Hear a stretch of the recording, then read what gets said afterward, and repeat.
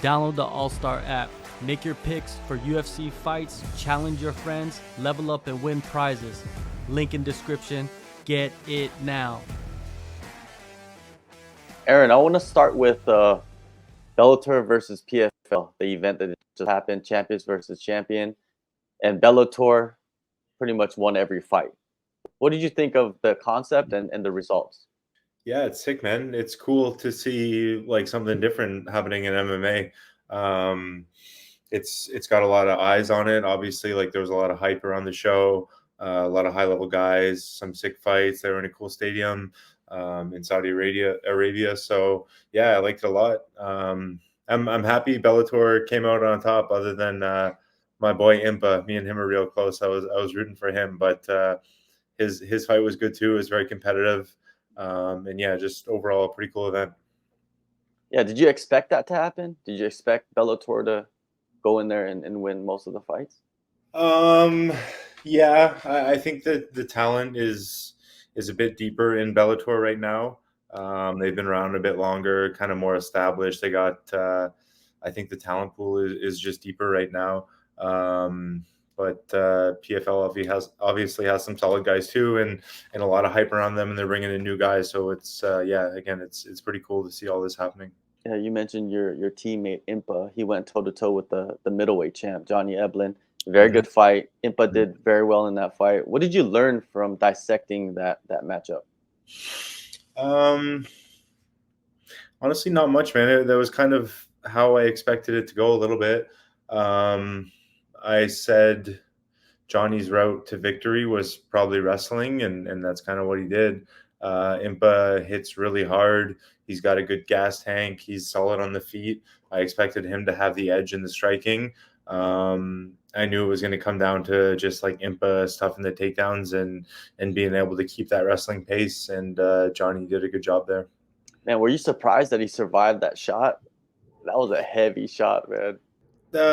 Not so. I don't know. Maybe like Impa hits like a fucking truck, so a little bit surprised. But Johnny's tough, man. Like we've seen him get like rocked in some fights before. My next opponent, Fabian Edwards, pretty much cut Johnny's face in half with an elbow, and he fought through that. So no, Johnny's obviously a solid, tough dude. Definitely. Did you help Impa prepare for Johnny? Not much. I only got down there for like the last week of his camp, so we did like a few sessions together, but I wasn't there as much as I would have liked to be. And the big question is who's next for Johnny Eblin? And a lot of people are saying it was you, man. But then there was some kind of like talk of, you were supposed to be in line, but then they had this champion versus champion thing matchup come up. Was there any truth to that? Yes and no. I mean, there was like nothing formal, but he called me out, and obviously I wanted the title shot. He had beat number 1, 2, and 3, and I'm number 4. So it seemed like it made sense, and it seemed like that was what was going to happen. And then the merger happened, and obviously they wanted to do these big fights and champ versus champ stuff. So I get it. Just patience, right? That's all it is. Yeah. And now they're billing my next fight as title eliminator. So all I got to do is take out this next guy, and then I'm right back where I was. Yeah, it's a beautiful thing, man. Fabian Edwards, thoughts on him and the fighting style? Yeah, he's solid, man. Obviously, he's number 1 in the division. Just fought for the title. Good kickboxer. Trains at a good gym with his brother Leon. Kind of like a rangy kickboxer. Decent wrestling defense and grappling too. So yeah, he's pretty well rounded. What do you think of the performance he had against Eblin? It was good. I didn't think it was like the most impressive fight from either of them. It was kind of like, I don't know. I think it was like a little bit uneventful, other than the big elbow, and then obviously the finish at the end. And your last fight against Rasta, I know in the fight you have one perspective, and then rewatching the fight and watching your performance on the screen is a different, perspective. How do you assess everything that happened in that one? Dude, that's so true because I thought it was like the sickest fight when I came out of there. I'm like, man, I beat this guy's ass so bad. It was probably such a good fight, and I hadn't rewatched it yet. And I was talking to one of my buddies, and he's like, yeah, good performance, boring fight though. And I was like, what? Boring fight? Are you serious? And I watched it back, and I'm like, yeah, it wasn't the most exciting fight. I'm happy with my performance because I didn't take any damage, and kind of like beat him up pretty good for like the last, I don't know, 12 minutes of the fight. But yeah, it wasn't the most exciting. I think I could have worked a little bit harder for a finish. He was pretty gassed and wasn't doing a whole lot, and I probably could have done a bit more, but happy to get the win either way. Yeah, it seems like once there was a momentum shift, or like, the tide turned, so to say, it never went back to Rasta. It just was like a tsunami of you for the rest of the fight. How good did that feel to just be able to dominate like that? Good, man. Yeah, that was like kind of the game plan. He's like a big muscled up guy, super explosive. and I got a gas tank that I don't think many people can keep up with. So yeah, the game plan was kind of like get him working hard in the first few minutes of the fight and then take over. And yeah, that's pretty much how it went. Last year, you had the fight against John Salter, where many people's eyes, you were favored to win that fight, and it didn't work out your way. And then you went into the Rasta fight, kind of like on the flip side, where you're the underdog and you win that fight. The odds, the odds, too. Yeah, it's a trip, I was like right? minus 400 against Salter, and I think I was like at one point a plus 375 against Rasta. Yeah, man. And what was the difference, man? Like, I always wonder about that, because is it just the matchup, or were you feeling different ahead of the fight on fight night? What was different? Dude, honestly, I think I just shit the bed against Salter. I don't really have any other way to put it other than I think I just really didn't perform. Maybe I underestimated him a little bit. I knew he was on his way out. He had lost a couple of fights in a row. I was the big favorite. Maybe I just didn't take him seriously enough, and I went in like a little bit flat, I guess. So that was like the one big thing that we worked on for the Rasta fight, was just like being a little bit more on edge. Like I'm a pretty chill guy. Like I'm very laid back, and maybe even in the warm-up room, I'm sometimes like a little bit too laid back. So coaches just wanted me being like a little bit more on edge, like a little bit meaner, I guess. Did you feel meaner? Because you said, you are pretty, like, you're a cool character. Like, you're just chill. You don't really get too overhyped.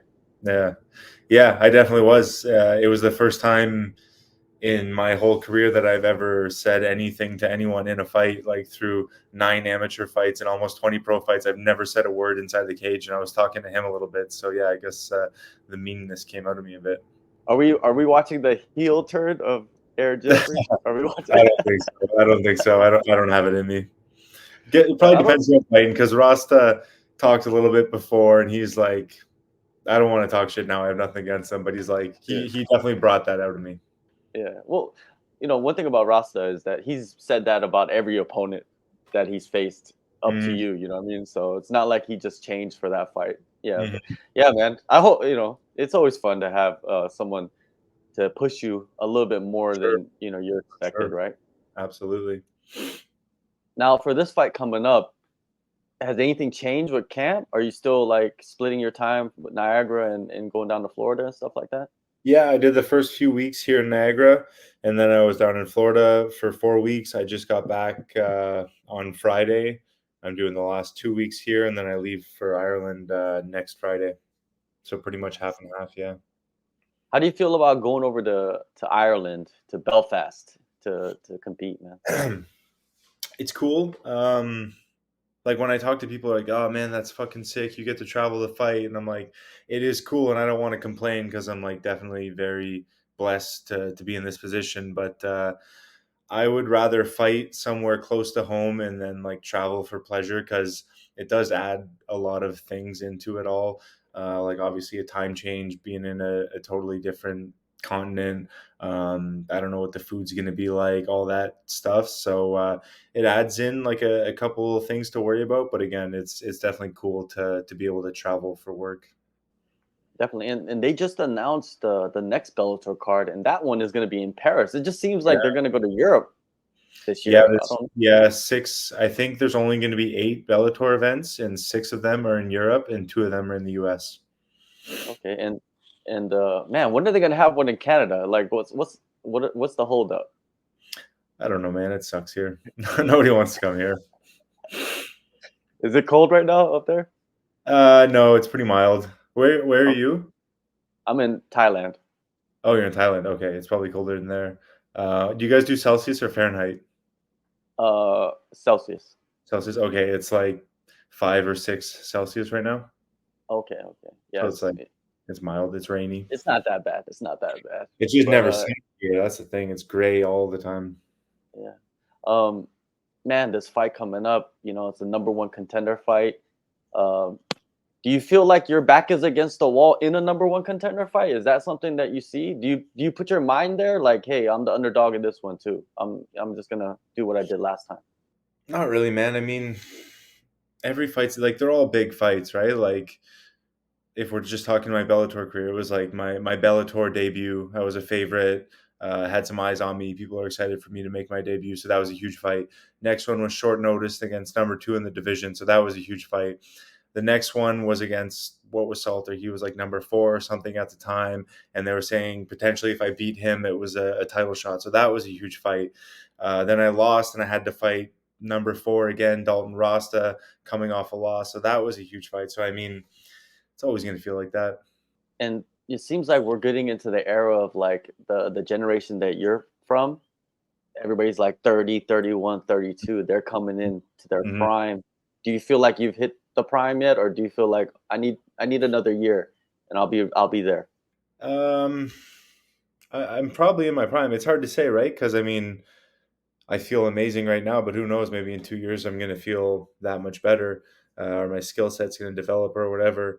But no, I feel good right now. Like my body feels good. I probably train more now than I ever have before. My skill set's better than it ever has been.